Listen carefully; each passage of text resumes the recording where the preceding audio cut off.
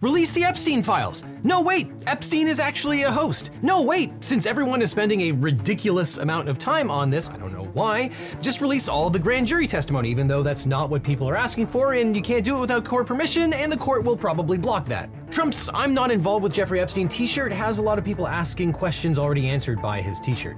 And the funny thing about that meme is that it was originally literally about human trafficking. But the long and short of it is that the MAGA movement may have finally taken a stand against the Trump administration.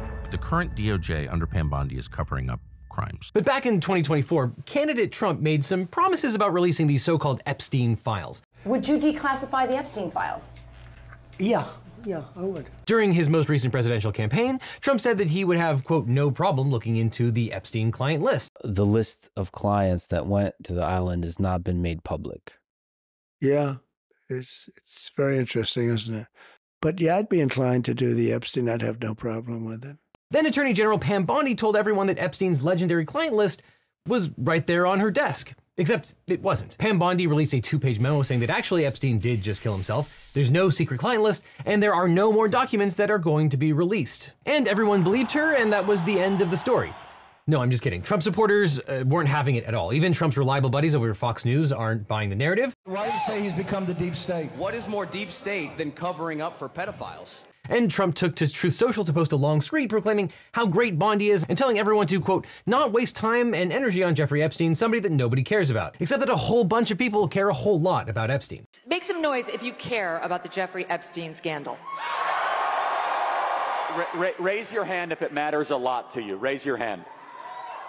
So every hand of 7,000 people. And now we live in a world where Congress's resident Jewish space laser enthusiast Marjorie Taylor Greene and Silicon Valley progressive Ro Khanna might finally agree on something. And meanwhile, while all this was playing out in the media, the Trump Department of Justice finally acted on Ghislaine Maxwell's plea for the Supreme Court to overturn her conviction after months of delay. Oh, and now Donald Trump is threatening to sue, quote, the ass off of Rupert Murdoch. He's furious because the Wall Street Journal published a story last night about Trump sending Jeffrey Epstein a handwritten birthday card in 2003, where Trump hand drew sketches of a naked woman and then made his signature mimic pubic hair, and which Trump ends the letter with, quote, happy birthday and may every day be another wonderful secret. So suffice to say, there is a lot going on here, both in the media, in the government, and in the courts, and a lot of suspicious timing with how the Trump administration is playing this, and baffling statements from Trump himself. So as the MAGA world implodes, let's take a step back and talk about how we got here, what the Epstein files actually are, and what they are not. And make no mistake about it, apart from all of the fabricated conspiracy theories, the Epstein saga does point to an actual real-life conspiracy that spits in the face of anyone who cares about equal justice and the rule of law in this country. But from the very beginning, everything that touched Jeffrey Epstein reeked of corruption. In 1996, Maria Farmer, an artist in her mid-20s, reported to the NYPD and the FBI that Epstein and his associate, British socialite Ghislaine Maxwell, had violently sexually assaulted her while she was visiting his property in upstate New York. Farmer claims that she also warned the FBI that Epstein and Maxwell had committed multiple serious sex crimes against girls, including her minor sister, that Epstein stole nude and partially nude photos of 2 of her minor sisters, and that he possessed child pornography. But neither law enforcement agency followed up on Farmer's complaint. And nearly a decade later, in March of 2005, a woman reported to the Palm Beach police that her 14-year-old stepdaughter had been molested by a wealthy man. In subsequent police interviews, the girl confirmed that she had been recruited by a female classmate, also an undergrad, who had done sexual favors for Epstein in exchange for money. That classmate apparently took the 14-year-old complainant to Epstein's house, where his staff escorted her to his bedroom. Epstein appeared in nothing but a towel and told her to undress and then massage him, and during that massage, he sexually abused her. Now, the unnamed complainant came from a rough background. The underage classmate who recruited her had recently been sexually assaulted before she met Epstein, and this would become a pattern for Epstein. He preyed on girls from poor, violent, and troubled backgrounds, sexually abused them in exchange for money, and then paid them to recruit similarly troubled girls for him to abuse. Now, when Palm Beach detective Joe Ricari began conducting witness interviews, Epstein was quickly tipped off by one of the potential witnesses. Epstein then hired his own private investigators who sought out victims and witnesses often before they were even contacted by the police. Detective Ricari still managed to identify 17 victims, all in the 14 to 20 age range, all of which recounted a similar fact pattern of the original 14-year-old victim. Recruitment by another girl or woman, ostensibly to give Epstein massages in exchange for money, being told to undress, and then being sexually assaulted or groped, being paid for the massage and sexual interaction, and being offered compensation to find future victims. Now, based on the overwhelming testimony, Detective Ricari provided the state's attorney's office with probable cause affidavit drafts for felony sexual offenses for Epstein and 2 of his female recruiters. State's Attorney Barry Kreischer, though, declined to talk to any victims or parents and decided that 17 witnesses just wasn't enough to make a case. So Kreischer offered Epstein a sweet plea deal. When Epstein rejected that, Kreischer made the highly unusual choice to take the matter to a grand jury. Typically, a state's attorney would simply charge and arrest the accused. But during the grand jury proceedings, the prosecutor, Lana Belahovlik, invited only 2 victims to testify before the grand jury, and it appears that Belahovlik actively undermined her own witnesses by peppering the girls with questions about unsavory social media posts and even accusing a 15-year-old victim of being a prostitute. Now, the state's attorney's office was also in close communication with Epstein's defense attorneys. And in fact, it was Epstein's attorneys who provided the prosecutors with the underage girls' questionable social media posts, which the prosecutors then used to bully their own underage witnesses. And in the end, the grand jury returned only a single charge: felony solicitation of prostitution, which said nothing about the girls being underage. Now, if you're infuriated by this, you're not the only one. Detective Ricari's boss, Palm Beach Police Chief Michael Reiter, one of the few good guys in this sordid story, was also furious enough at the state's attorney's actions that he sent a scathing letter to Kreischer stating, quote, "After giving this much thought and consideration, I must urge you to examine the unusual course that your office's handling of this matter has taken and consider if good and sufficient reason exists to require your disqualification from the prosecution of these cases." Detective Ricari also took the extraordinary step of going to the FBI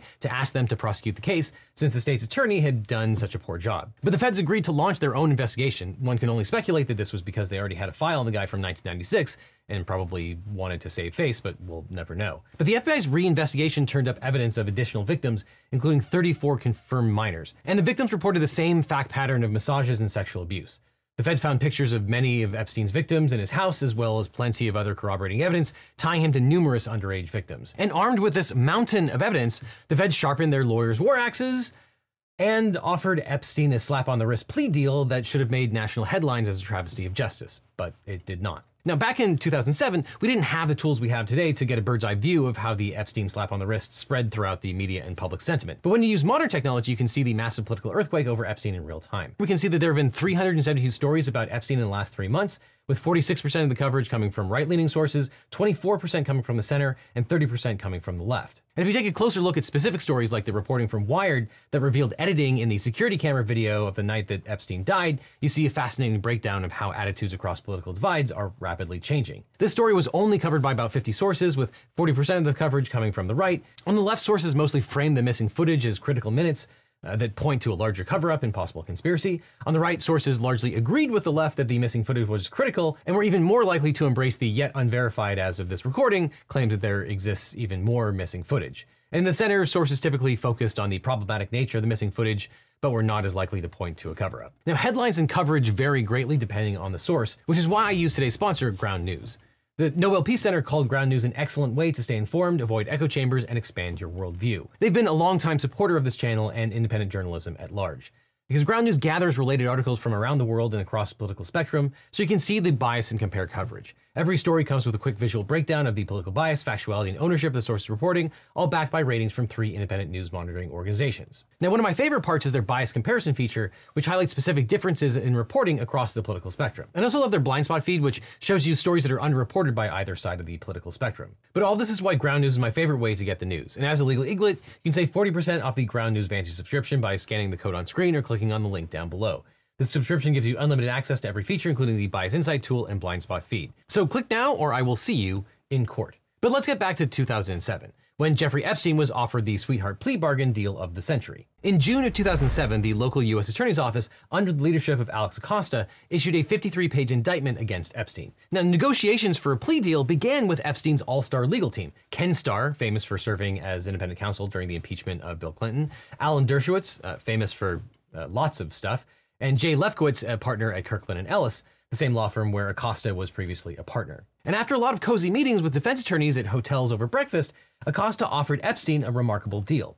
Epstein could plead guilty to state charges: 1 count of solicitation of prostitution and 1 count of solicitation of prostitution with a minor under the age of 18. He would be sentenced to 8 months in jail following a year of house arrest, and be adjudicated as a convicted sex offender who must register twice a year in Florida. And that was it. That was the penalty for sexually abusing at least 34 underage girls in a systematic, calculating way for years. And even then, Epstein only spent his evenings in Florida jail. During the day, he was permitted work release at his swanky office building.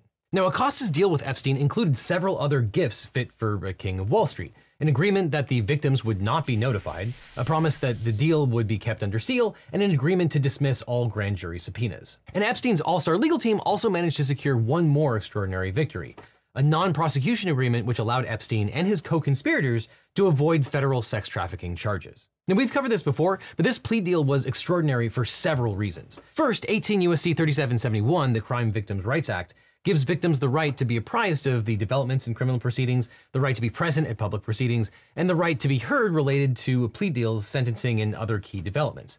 Now, the prosecutors not only bypassed any notification of the victims, but they actively lied to the victims, sending them a letter months after the plea deal had already been signed, urging patience while the prosecution, quote, conducts a thorough investigation. Now, bypassing this law at the request of a serial sex abuser's attorneys was an extraordinary move by Acosta's part. Now, second, Acosta's agreement with Epstein not only prevented future prosecutions of Epstein, but also future prosecutions of his 4 named co-conspirators in an open-ended category of, quote, any potential co-conspirators. Another extraordinary gift. Now, both of these aspects of the agreement are legally important, but we'll get to that in a second. Now, the Miami Herald really blew the lid off of this entire story and reported that the plea deal may have been affected by Epstein's role as a witness in the 2008 securities fraud case against Bear Stearns executives. Now, ironically, those executives were later acquitted, along with pretty much anyone else who played a direct role in blowing up our economy. Now, we don't know for sure, but it looks like prosecutors threw a couple dozen underage girls under the bus in order to get some ineffective testimony about the cheating finance execs who tanked the world economy. So Jeffrey Epstein served 13 months of nighttime imprisonment, spent his days at his swanky office, and apparently even continued to have women flown out to Palm Beach to have sex with him in exchange for money. And a few potential violations of the house arrest were documented in the state's attorney's files, but no one took action. And after his 13 months were up, Epstein seemed to return to his ordinary life of sexual predation. And faced with some additional law enforcement scrutiny, he purchased 2 private islands off the coast of the US Virgin Islands in 2010 and 2016 respectively, where he then had even more leverage over his victims. In a later lawsuit, one of his victims revealed that in an act of desperation, she tried to swim off the island to escape him. But Epstein and his co-conspirators located her and then took her passport in an attempt to keep her captive. Another victim alleged that when she tried to escape the private island, Epstein and his co-conspirators returned her to his house and suggested physical restraint or harm if she failed to cooperate. And meanwhile, U.S. Attorney Alex Acosta went on to be appointed as Trump's Secretary of Labor. On behalf of the President of the United States, it's my honor to welcome you all today to the office of the Vice President here at the White House complex for a very important moment in the life of this administration and in our national life, as I administer the oath of office to the 27th Secretary of Labor for the United States of America, Alexander Acosta. And all the bad guys lived happily ever after. Until 2 scrappy reporters, a few more heroes in the story, started looking into this. Julie K. Brown, an investigative reporter at the Miami Herald, and Miami Herald videographer Emily Michaud began investigating Epstein in early 2017, about the same time as Acosta was being nominated as Secretary of Labor by Donald Trump in his first term. And they uncovered 80 potential victims as young as 13 and 14 years old when the abuse occurred, and conducted video and written interviews with 8 survivors, the most important heroes in the story, who bravely agreed to tell their stories. And the Miami Herald's investigation ultimately led to Acosta's resignation from his Secretary of Labor role, and finally to a real criminal indictment against Jeffrey Epstein. So on July 6, 2019, federal prosecutors in New York got a second chance to prosecute Epstein. And unlike Bill O'Reilly, you're probably smart enough to figure out that since this is 2019, this is still the Trump administration. Epstein was arrested at Teterboro Airport in New Jersey, reportedly a hub of his sex trafficking network, and under 18 U.S.C. 1591, the U.S. Attorney's Office for the Southern District of New York charged him with sex trafficking and sex trafficking conspiracy related to the abuse of dozens of minor girls at his properties in Palm Beach and New York. Now, the Southern District of New York's charges weren't double jeopardy because in Acosta's original case, Epstein only pled to state-level charges, and the 2019 indictment included only federal charges. Acosta's plea agreement with Epstein, though, would have likely become a thornier issue. But the U.S. attorneys never had to address that because on August 10, 2019, Epstein was found dead in his cell. A medical examiner's report ruled it a suicide by hanging. So obviously that ended the criminal prosecution against him, but it did not stop the legal fallout. Now, Maria Farmer and several other Epstein victims alleged the involvement of Epstein's longtime companion, Ghislaine Maxwell.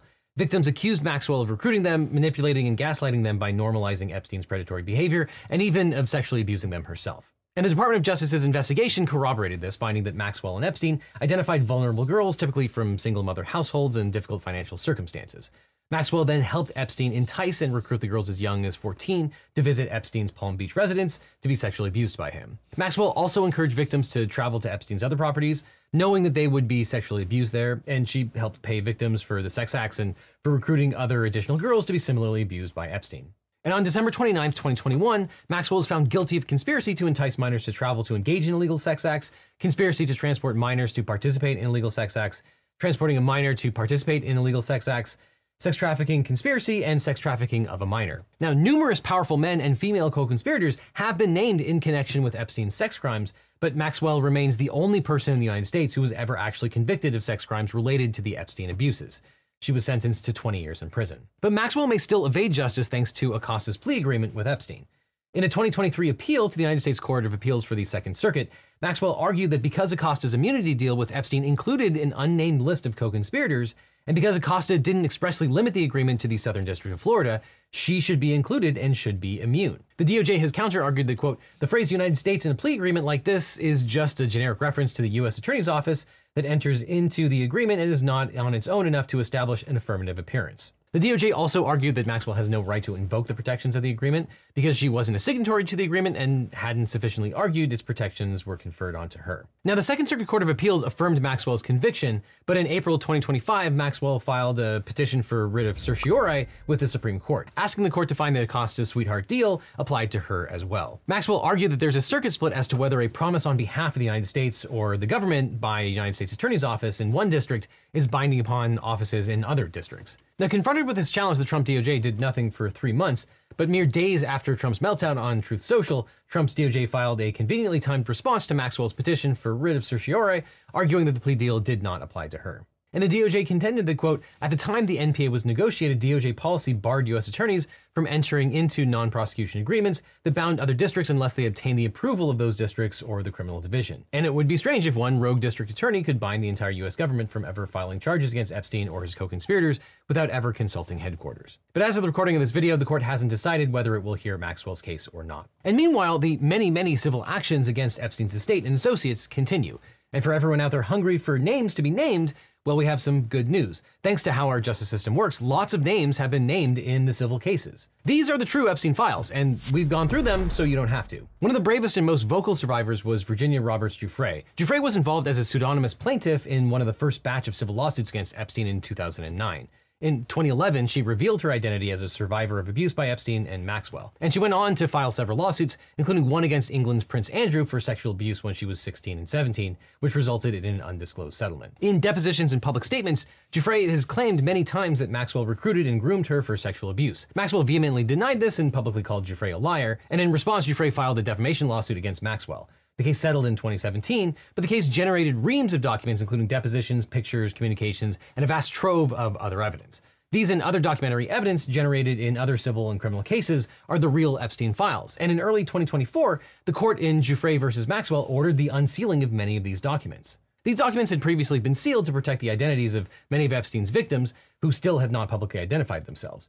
Many of the documents contain not just names, but also identifying information about people's backgrounds, personal details that could have been used to re-identify victims. And court documents are often sealed in cases involving sexual abuse, especially the sexual abuse of minors, because the documents can contain exceptionally private and troubling details which, especially in a post-internet world, could affect the victim's safety. Indeed, in their depositions, several of Epstein's victims said that after their identities became public, they feared for their safety. But the documents in the Giuffre case were unsealed because there was an exceptionally strong public interest in the case and because Giuffre herself had argued that they should be unsealed. Maxwell's legal team argued vehemently against the unsealing of the documents, despite the fact that Maxwell had already been convicted years before. But this highlights a key tension in the case, the balance between the victim's need for privacy and the public's need to hold Epstein's co-conspirators accountable. And this tension is particularly strong in the Epstein case because many of the girls involved were not only victims themselves, but were also paid to recruit future victims. Even still, many redactions were applied to protect the identities of victims who have still never publicly identified themselves and feared for their safety if they were named. And many prominent people were also named in the unsealed documents, but they had all been previously identified as Epstein associates. Giuffre's unsealed deposition detailed several times that Epstein directed her as a minor to have sex with prominent men, including Epstein's attorney, Alan Dershowitz, former Governor Bill Richardson, former Senate Majority Leader George Mitchell, CEO Les Wexner, Prince Andrew, MIT scientist Marvin Minsky, hotel company heir Thomas Pritzker, and billionaire Glenn Dubin. And all these men, except Minsky, who died in 2016 before Giuffre's allegations against him were public, had denied these charges and none have been criminally charged. And the accusation against Dershowitz was particularly contentious. He and Giuffre both sued each other for defamation, agreeing in 2022 to settle their lawsuits against each other. And immediately after the settlement, Giuffre released a public statement saying that she, quote, may have made a mistake in identifying Mr. Dershowitz, but she later clarified that she, quote, did not and would never exonerate Mr. Dershowitz. The Giuffre's case was one of the many against Epstein and his associates. And companies tied to Epstein, including JP Morgan Chase, Deutsche Bank, and Barclays, have also been sued for turning a blind eye to obvious signs of human trafficking. And Epstein's estate has also paid out several $100 million in settlements to various parties, including victims and the government of the U.S. Virgin Islands. A voluntary victims compensation fund set up by Epstein's estate has paid out more than $120 million to 136 survivors of Epstein's sex trafficking network. And another 52 women filed and privately settled claims outside of the compensation fund. The documents and statements associated with these lawsuits, though, have revealed a plethora of additional information about Epstein and his sex trafficking patterns. One important pattern is that Epstein also often dangled not only money, but his social connections in order to lure his victims into his orbit. And Epstein was quite wealthy and very well connected to CEOs like Les Wexler of Victoria's Secret parent company, L Brands, to politicians like Bill Clinton and Donald Trump, to arts patrons like Eileen Guggenheim, to universities like Harvard and MIT, and even to scientists like Stephen Hawking. And to be clear, many, if not the vast majority of these people, were never involved in Epstein's trafficking operation, but part of his ability to evade capture and his ability to manipulate his victims was based on his long list of powerful friends and acquaintances. To Maria Farmer, he offered an introduction into the art world. To other girls, he offered help with their modeling careers, and to some, he offered help to further their education. And it's reasonable to conclude that Epstein's ability to evade accountability in 2006 was probably due to his wealth and connections. He was able to leverage those resources to hire the best attorneys, who in turn had connections to the prosecutors' offices. But MAGA and QAnon conspiracy theorists took those actual facts and blew them into fantastical conspiracy theories, which President Trump and his allies often encouraged. And last week, that practice of fanning the flames of conspiracy theories and making fantastical promises came back and bit President Trump and his administration where it counts the most: the rabid credulity of the MAGA base. Now, since Epstein's death, all manner of wild conspiracy theories have bloomed under the MAGA and QAnon communities. The Epstein scandal actually fit quite well with QAnon's core belief that there's a cabal of satanic cannibalistic child molesters in league with the deep state, which is operating a global child sex trafficking ring. And to the extent that MAGA isn't synonymous with QAnon, conspiracy theories ran rampant in MAGA land as well, including the idea that the Clintons had murdered Epstein. Though QAnon curiously never saw the sex trafficking in their own house. Other MAGA figures like Tucker Carlson promoted the idea that Epstein was actually an intelligence asset, possibly of Israel's Mossad. It's extremely obvious to anyone who watches that this guy had direct connections to a foreign government. Now, no one's allowed to say that that foreign government is Israel because we have been somehow cowed into thinking that that's naughty. And that theory had some nice overlap with anti-Semitic conspiracies because Epstein and Maxwell were also ethnically Jewish. Dan Bongino, now deputy FBI director, has been promoting this conspiracy theory for years. Which Middle Eastern countries they are, I don't know, but this person, who's a very, very good reporter, I mean, aces, right? Swore Epstein was either a witting or unwitting intelligence asset, and they may have had his plane wired up, and they're the ones who have all this stuff. And Megyn Kelly just endorsed it again on June 16th. Do you think there's any intel community involvement in this? I wouldn't be surprised one bit. Well, I mean, it's possible that that's the reason everything's getting buried, that there is some treasure trove, and it's getting buried because... How many people here believe that? Raise your hand. Okay, I'd say about half the hands think that it's being buried because of an Israeli thing. And MAGA figures frequently promoted the idea that Epstein had a list of powerful elite men, always liberals for some reason, that had been involved in the sex trafficking, possibly so that he could blackmail them. And the kernel of truth that likely inspired this conspiracy theory was that one of Epstein's employees, Alfredo Rodriguez, did once try to sell a notebook with a list of names in it, but that notebook contained the names and contact information about Epstein's victims, not his associates. Rodriguez was later convicted of obstruction of justice and sentenced to federal prison. The contents of the black book was evidence in several civil lawsuits.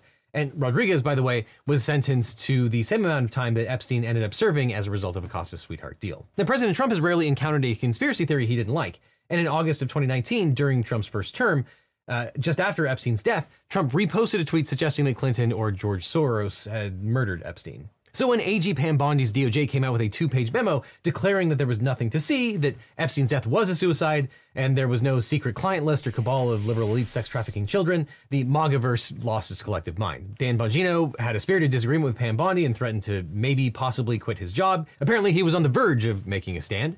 Laura Loomer warned Trump that this misstep could consume his presidency and called for a special counsel's investigation. Glenn Beck declared that he wanted Pam Bondi fired. Okay, I want Pam Bondi fired. I want Pam Bondi fired. Megyn Kelly called for Bondi to resign and declared that if she didn't, some MAGA bros would leave. We're calling for Pam Bondi to resign or to go, but can you please tell people the breaking news?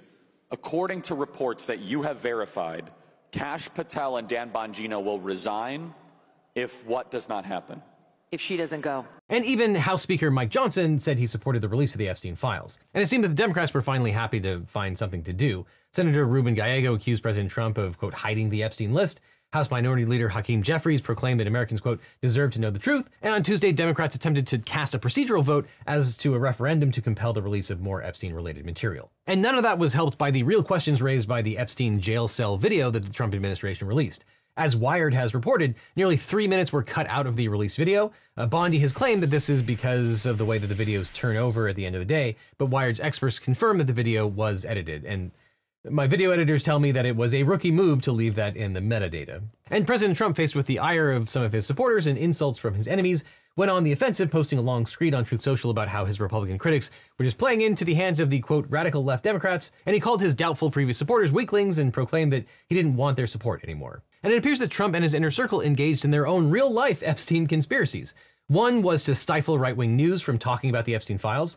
Reports are that Trump and his inner circle tried to strong-arm the press from talking about Epstein, which apparently largely worked. And another is that Trump fired Maureen Comey, daughter of James Comey, who had worked at the U.S. Attorney's Office for nearly a decade and helped prosecute both Jeffrey Epstein and Ghislaine Maxwell. I mean, I don't think this really changes anything. We've got plenty of tapes where Trump talks about his friend Jeffrey Epstein and Jeffrey Epstein talks about his friend Donald Trump. But yeah, that looks pretty terrible. But then, late last night, Trump posted, quote, based on the ridiculous amount of publicity given to Jeffrey Epstein, I've asked Attorney General Pam Bondi to produce any and all pertinent grand jury testimony, subject to the court approval. This scam perpetrated by the Democrats should end right now. But the thing is, as Congressman and former federal prosecutor Daniel Goldman points out, grand jury testimony is both very specific and isn't what people were asking for and wouldn't be the most relevant documents. And in fact, he tweeted, quote, nice try, AG Pam Bondi. What about videos, photographs, and other recordings? What about FBI 302's witness interviews? What about texts and emails? That's where the evidence about Trump and others will be. Grand jury testimony will only relate to Epstein and Maxwell. And in any event, as President Donald Trump cannot order the DOJ to unilaterally release sealed grand jury testimony. In fact, the Federal Rules of Criminal Procedure Rule 6E3E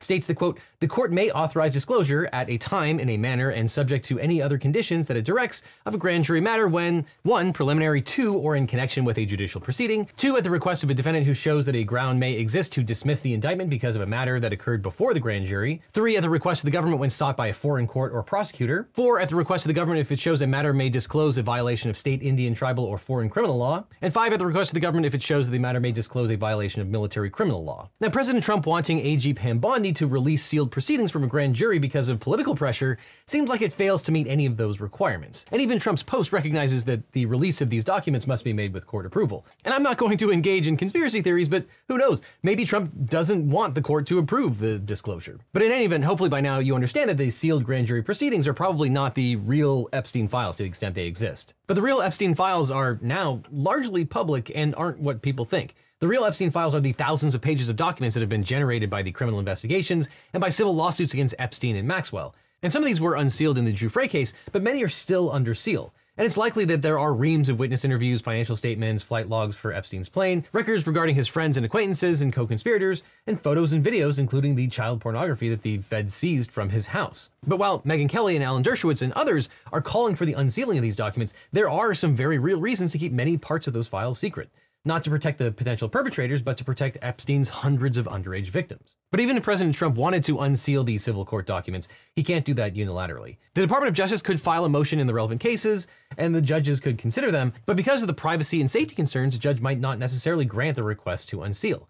And if Trump were to declassify the federal criminal case files, there would also be legal implications. When the Trump administration released the JFK files, they accidentally disclosed a bunch of social security numbers. Any Epstein files would threaten to disclose even more private details about underage girls, potentially exposing them to yet more traumatic experiences and putting them at risk of harassment or physical violence. And there are laws, including the Privacy Act, which prohibit the government from disclosing private information about individuals without their consent. One important aspect of the Giuffre case is that Giuffre argued in favor of unsealing. She consented to it. It was an empowered choice that she made, which, when you're considering the rights of survivors, is important. So if you're looking for a real scandal in all of this, it's right there in plain sight. The real scandal is the consistent miscarriage of justice that's played out over the past 30 years. And while hundreds of victims have been identified and numerous powerful men have been implicated, only one person, Ghislaine Maxwell, has ever been convicted of sex crimes related to Epstein's decades of sexual abuse. And the sweetheart deal from one of Trump's prior cabinet secretaries may end up resulting in her escaping justice too. But all this highlights the massive gap in the justice system, which is one of the reasons I started my law firm, the Eagle Team, and one of the reasons I'm proud to fight for the little guy. Because after I started this channel, every week I'd get hundreds of comments and emails from viewers who are dealing with legal problems. People would email and ask, Devin, can you help me find a lawyer? Or how do I know if this attorney is any good? Because it's not just that legal help is expensive, though it absolutely is. It's that people don't know how to find the right lawyer for their specific situation. They're scared, they're overwhelmed, and they end up either doing nothing or hiring the first attorney who calls them back. And that really bothered me. So I asked myself, what if there was a different way? What if we could build a law firm that actually lived up to the values that I talk about on this channel? Transparency, accessibility, and putting clients first instead of just chasing billable hours. A firm where you don't need to pay anything up front because your lawyers only get paid if you do, to maximize your opportunity for justice. So a few years ago, I decided to fix that problem. I decided to start my own personal injury law firm. And honestly, it wasn't an easy choice. I realized I was in a unique position. I had this platform, this community, and the experience. And that's why we started Eagle Team. Not to get rich, trust me, there are way easier ways to make money than starting a law practice. We did it because access to justice shouldn't be a luxury, because finding the right legal representation shouldn't feel like playing Russian roulette with your future. So when you work with my firm, you're not just getting a lawyer, you're getting a team that understands that behind every case is a real person with real stakes. And if we can't represent you, or you're in a state where we don't practice, we'll take the time to try to match you with an attorney in my personal network of lawyers. A national network of some of the best lawyers in the country who actually specialize in what you're going through, located exactly where you are, not just whoever happens to be available. So if you're dealing with a personal injury, a car crash, or a trucking accident, a data breach, sexual harassment, or a social security or workers' comp issue, give us a call at the number on screen or click on the link below. Look, obviously I can't represent everyone who watches this channel, I wish I could, but what I can do is make sure that when you need legal help, you'll have someone to turn to that you can trust. So whether it's me handling your case or the incredible attorneys we've partnered with, you get the same principles of honesty and education that we bring to every video. So if you're dealing with a legal issue and you're not sure where to start, check out the link in the description or call the phone number that's on screen. Let's have a conversation about how we can help you find not just any lawyer, but the right lawyer for your situation. Because at the end of the day, that's what this is all about, making sure that when life gets complicated, you don't have to face it alone. Which is why if you need a lawyer, you don't just need a legal team, you need the Eagle Team. And after you've dropped us a line and get yourself a great lawyer, click over here to watch more Legal Eagle, or I'll see you in court.